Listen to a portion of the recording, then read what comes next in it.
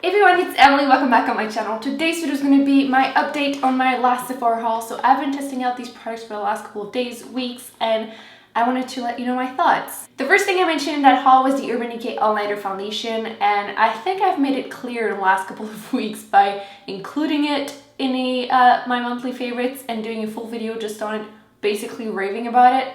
This is awesome, especially if you have more combination oily skin. It might not be the best one for dry skin though, but I have pretty combination skin right now and this is awesome. It's waterproof, they're not kidding about it. I'll link down below the video that I did wearing it for 12 hours, including me walking for like an hour, sweating in like really hot weather, and it looked perfect on its own. No primer, no powder. I'm currently wearing it with a powder on top and it looks awesome. I have zero complaint about this foundation. It's amazing. The range of color works with 0.0, 0.25 and 0.5. 0.5 being cool tone, 0.25 being neutral, and then 0.0 being warm tone. So hopefully it helps you a little bit. I'm currently wearing 3.25. I feel like the range of color is a little lighter than the Naked Skin, so if it gives you a little bit of an idea. And finally, just keep in mind that the color it swatches when it's freshly applied, and then once it's dried, it's a completely different color. But overall, love this foundation. Really full coverage, but it's still pretty lightweight. You don't necessarily feel it on your skin. It doesn't emphasize like crazy any like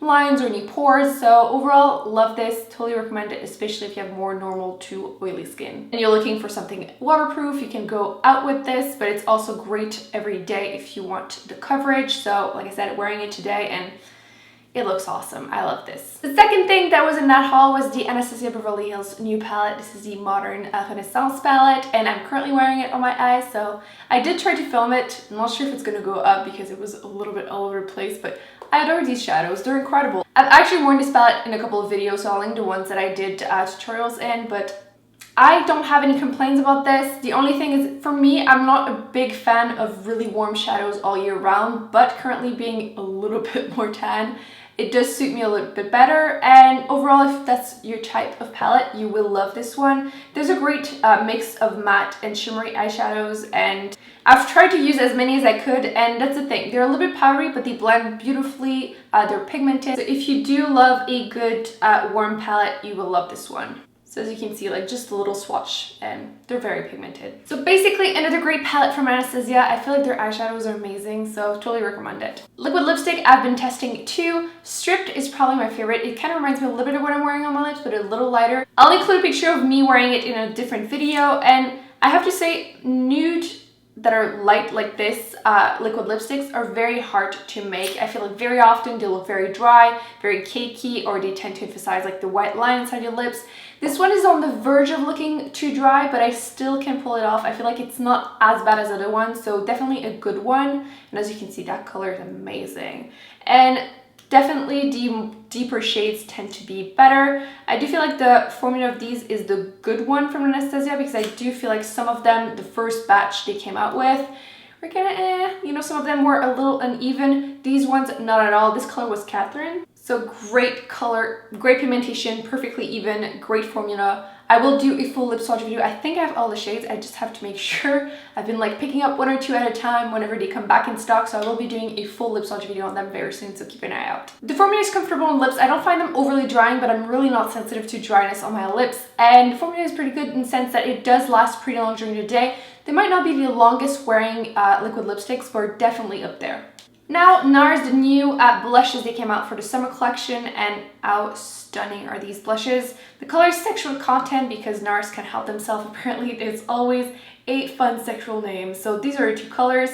They are great. I feel like when I first got them, oh my god, how did I do this? The colors are really nice. They're really light though, so if you have more than like a medium skin tone, and even then I would not recommend this color in particular. They do have other ones, but I feel like for the first time, two of the colors appealed to me, which you can see them in the swatches here. Like they're not really pigmented. They're pretty light, which will work obviously on light and fair skin tones. When I first got it a few weeks ago, it was basically too light for me, but I've been like working crazy hours, so I've been not enjoying the sun, and now it works for me. And I do feel like it's probably, again, the best choice I could have made between all the colors they have. So it will work for me really well. And I feel like, especially during the winter, I will be enjoying these quite a bit. They're pretty lightweight, shimmery-ish, glowy blushes. You can use them wet with your brush, so they're really intense.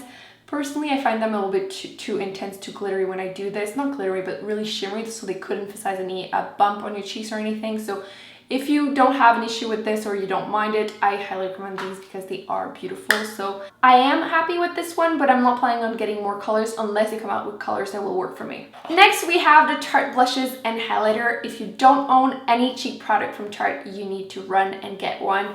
They're amazing. If you especially have issue with blushes lasting or not lasting all day long on your cheeks, recommend these. There's so many beautiful colors. I'm trying to hoard them all because I can't help myself, but they have so many great shades and the new colors are awesome. I know everybody loves Exposed, so those are basically more nude colors, which who doesn't want more nude colors? So I have been falling in love with these. Honestly, you can't go wrong. They have a few more options now, so basically a little bit more peachy, a little bit deeper, a little bit more nude. You can't go wrong, basically. That's all I'm gonna say. The highlighter though, I've been wearing a ton because it's obviously something very new for them and it's awesome. I have, again, nothing bad to say about this. It's great. It's a little bit more gold yellow than I could wear during the winter, but because we're not during the winter right now, I can't pull it off. Highly shimmery, as you can see, so it will look on so many different skin tones. Personally, might not be able to wear it during the middle of winter when I'm a little bit more pale and a bit more pinky tone, but right now I can pull it off and I love it.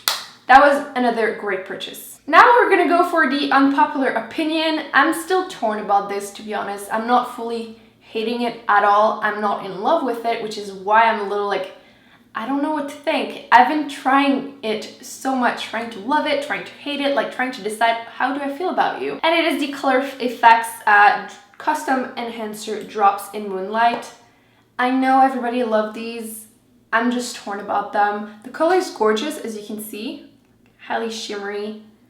The thing is, in my case, I do like pretty wearable makeup in general. But I feel like these are on the verge of being like just unwearable. This is what it looked like when you blend it out, which to me, this is just too much. So I have to like use what's on my finger and like basically take it off and then tap whatever is left on my finger. So this is the amount I want on a daily basis because I do work in an office. I can't arrive with like super blinding highlighter as much as I think it looks awesome. But for me, it's not appropriate for a daily basis. So I do have to use such a light hand with it that it kind of becomes pointless. Like, why would I grab this when I'm in a rush in the morning? So it is gorgeous. It is multitasking. You can mix it with your foundation, which I found okay, but I wasn't crazy about it, probably because lately my skin is a bit more combination, and you can use it as a base all over your lid. But as a highlighter, to me, it's just too pigmented for me to reach for this one over all the other beautiful ones that I have. So if you do love a really bright, shimmery, very intense highlighter, then you will like this one. Personally, I'm still on the fence. Like, I just don't know. Obviously, I want to like this. I spend my own money on it, and I don't know. Yeah, I'm still torn. Let me know in the comments what you feel about it, your skin type, how you use it, because I have to use like the lightest hand for it to be like working for me. And even then, I'm kind of, I'm still on the fence with this, and I've been trying to wear it so much, and yeah, I can't decide how I feel. Then we have the Makeup Forever Water Blend Foundation. I have a full video wearing this, comparing it to the other one that they have, the Face and Body, so it's coming up really soon, so I don't want to say too much, but I will say though that these are probably at the end of the spectrum, like this one being super full coverage and this one very lightweight, light coverage, natural looking. So if you like these type of foundation, I would not recommend trying this. And if you like something very natural, then this one might not be your new everyday foundation. So that's it, guys. I hope you enjoyed this video. Let me know in the comments if you have tried any of these products. What do you think of them? Also, let me know if you like these type of update videos. So if you do, I will keep doing them. Don't forget to give this video a big thumbs up and to subscribe, and I will see you in my next video. Bye.